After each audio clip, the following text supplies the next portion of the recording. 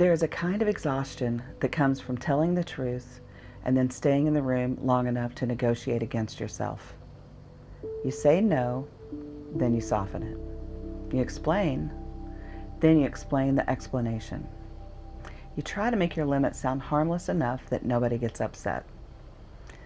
So if you're tired of turning every boundary into a full presentation, stay here. Today we're practicing letting one honest sentence be enough. Welcome to Flavas a Chill Meditation. I'm Lynn, and today we're talking about how to stop explaining yourself.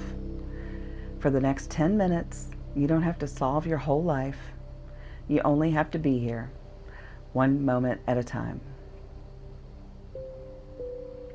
Get comfortable, whether that means sitting up or lying down. Let your hands settle wherever they naturally land. Close your eyes or soften your focus. Let your shoulders lower a little, as if your body no longer has to prepare a defense. Let your face soften. Let your jaw loosen. Let your body be supported. Take a slow breath in through the nose and let it out through the mouth.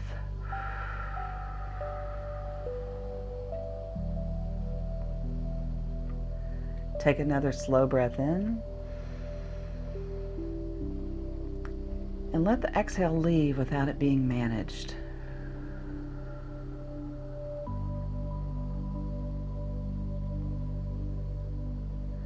Take one more breath in and let your shoulders settle as you breathe out.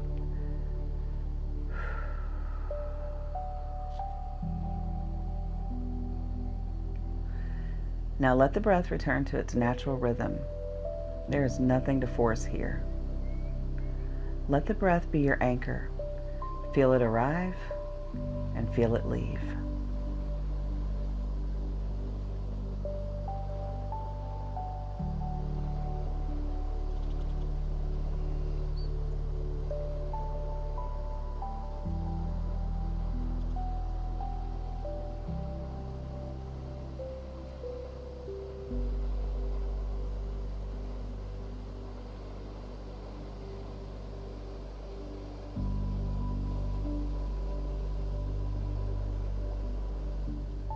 For the rest of this practice, let your message be, my boundary can be enough. Some of us learned very early that a simple answer was rarely safe. A clear no could bring a mood shift, guilt, punishment, distance, disappointment, or questions designed to wear us down. So we learned to add padding around that truth. We learned to say yes when the honest answer was no. We learned to laugh when something hurt. We learned to explain ourselves before anyone accused us of being selfish. We learned to make our own needs sound small enough to be approved. That can become automatic after a while. You don't just set a boundary. You start auditioning for permission to have one. You tell the person why you need the space. Then you tell them why the reason is reasonable. Then you tell them you understand their side. Then you tell them how bad you feel. Then offer another option that still costs you more than you wanted to give. By the time the conversation ends, the boundary is barely standing. How many times have you left a conversation with less of yourself than you walked in with? Take a breath here. Let that question land without shame. A lot of over-explaining comes from fear. You may be afraid of being misunderstood. You may be afraid of being disliked. You may be afraid someone will decide your limit means you don't care. But your peace can't depend on everyone approving the sentence that protects it. A boundary does not become valid only after somebody else likes it. Your no doesn't need to win a debate before it gets to be honored.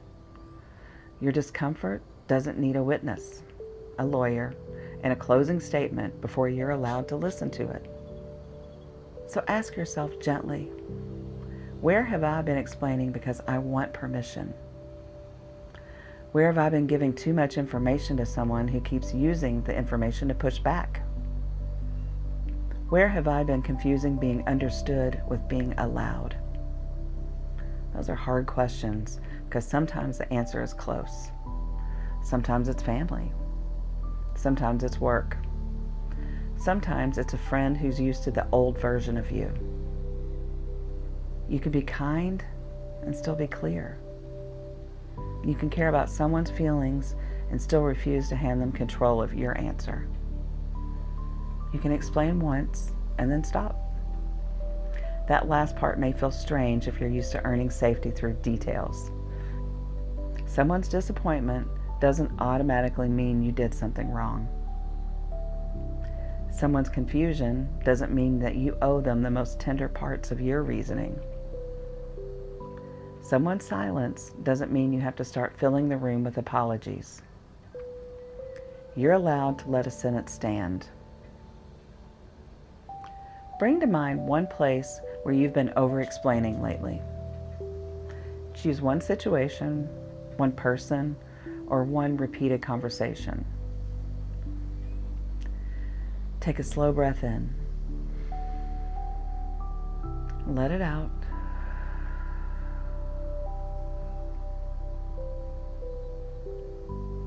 Now imagine the sentence you actually mean. Let it be simple. I can't do that. I need more time. That doesn't work for me. Pick the sentence that feels the most honest to you. Now, notice what your mind wants to add after it. Notice the apology. Notice the explanation. Notice that urge to make the other person comfortable before you even know how you feel. Now, let that urge be there without obeying it. Take another breath. On the exhale, say quietly inside yourself, my boundary can be enough.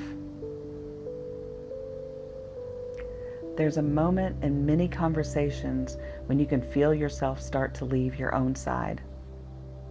The truth becomes decorated with guilt until it no longer even sounds like yours. And that moment is worth noticing. The next time it happens, you don't have to fix your whole pattern at once. You can pause. You can breathe. You can say, let me come back to that. Self-trust is built in those moments. It's built when your words and your body begin to recognize each other again. It's built when you stop treating every reaction as a reason to retreat. It's built when one honest sentence leaves your mouth and you let it stay there. If you need a sentence for today, let it be this. I can be clear without making myself smaller. Let that sentence sit in the body. I can be clear without making myself smaller.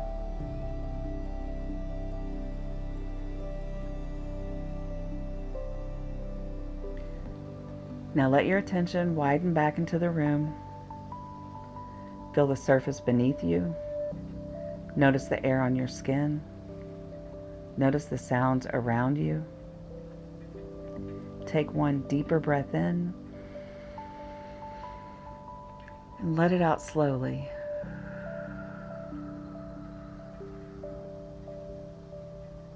When you're ready, open your eyes. Thank you for practicing with me.